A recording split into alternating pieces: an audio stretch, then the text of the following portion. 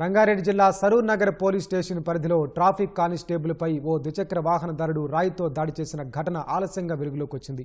కొత్తపేట కోడెలలో అప్పారావు అనే traffic constable విధులు నిర్వహిస్తున్నాడు. భారత్ అనే యువకుడు హెల్మెట్ ధరించకుండా ద్విచక్ర వాహనాన్ని నడుపుతూ వచ్చాడు.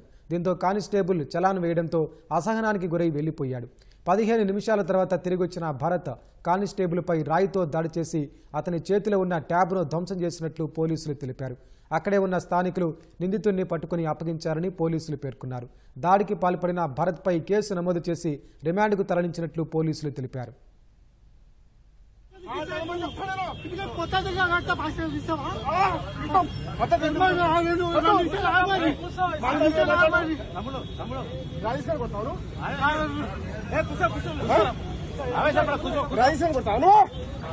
ఏమనుకుంటాను మసుకో భయం వస్తాయి నీకు ఒక యూనిఫామ్ సర్వీస్ చేస్తున్నప్పుడు యూనిఫామ్ తో ఉన్నప్పుడు ఎట్లా వస్తాయి